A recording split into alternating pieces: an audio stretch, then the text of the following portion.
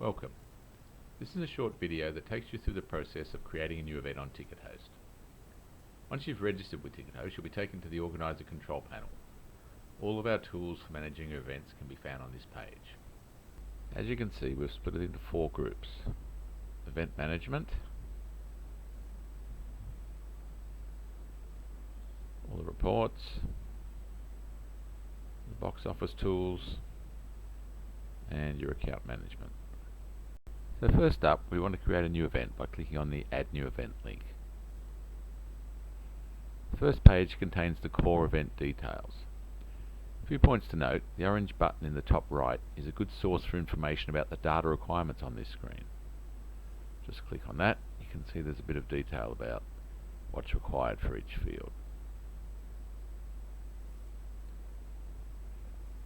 You'll also find the blue information icon next to a few fields. These provide some more detailed information.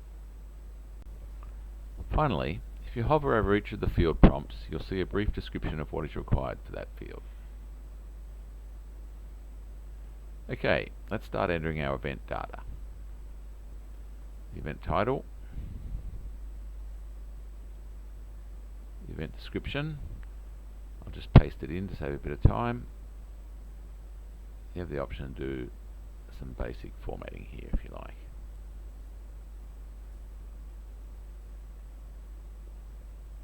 Change the font color, make it bold, change the size, change the font. Next is the category field, which is not particularly critical.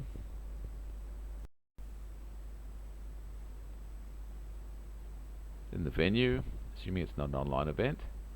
Any venues that you've used previously will appear in the list, so there's no need to recreate them. Alternatively, if it's a new venue, you just click on the Add New Venue option and provide the basic venue details.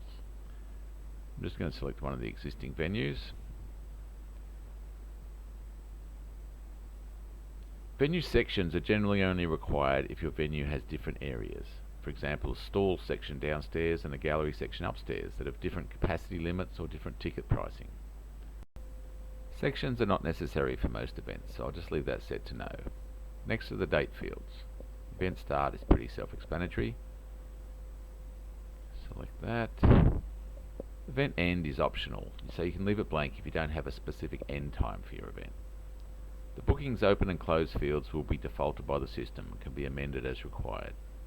The booking close date will default to 1 hour prior to your event start date. But if your event involves catering, for example, you might need to know your attendee numbers a few days earlier, so you'd amend this date accordingly.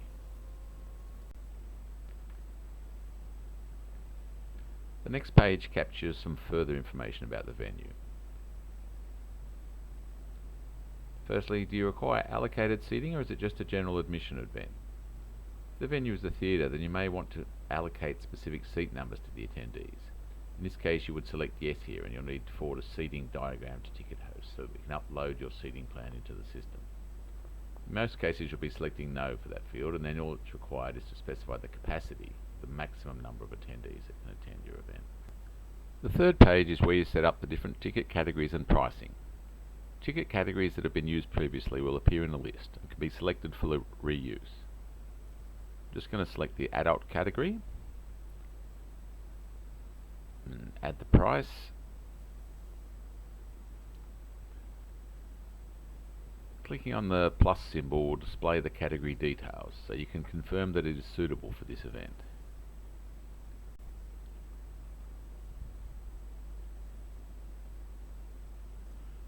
If you need a category that doesn't exist, just click on the Add New Ticket Category button to create a new ticket category.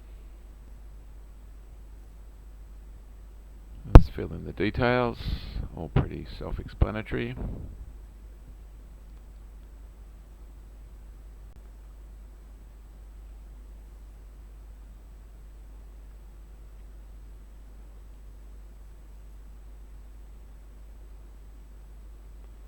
Once that's complete, just click on the Save button.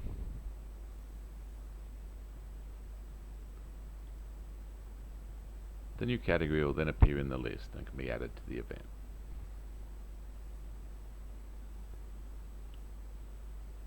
And just Add the price and move on to the final page. The final page of the event setup contains a variety of configuration options. Firstly, the contact details. These are required so that your ticket buyers can contact you if they have any event-related queries. Note that the contact phone is an optional field, so you can leave it blank if you only wish to be contacted by email.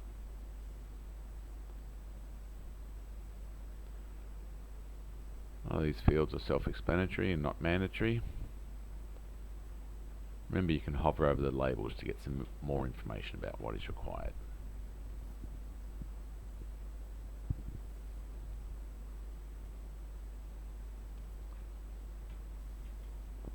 Turning on booking notifications will trigger an email to your inbox each time a purchase is made. Public listing just determines if your event will appear in the TicketHost event list. Event status is important, and it is applied alongside the booking's open date that was entered earlier. If the status is set to active, then buyers will be able to purchase at any time after the booking's open date. If the status is set to pending, then buyers will not be able to purchase, irrespective of the booking's open date. The only exception is that the event organizer has access to purchase tickets at all times. TicketHost has two fees, and you are free to assign either of these to be paid by the ticket buyer or deducted from the event holder's revenue. This is an important setting, so we recommend that you read more about the options available via this link.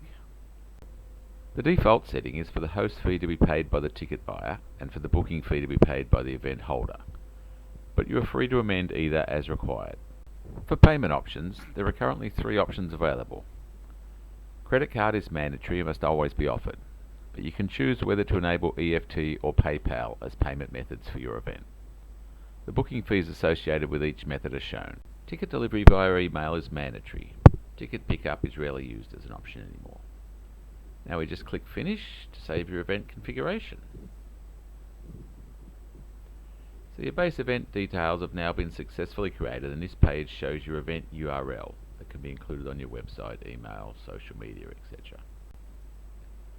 This button will take you to our Manage Events page. Here you can see the new event has been added.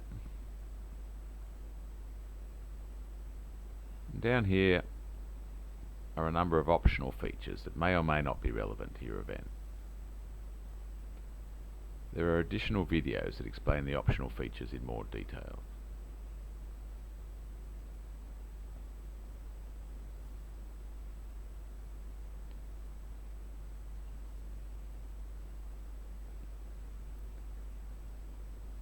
There's the all-important event status.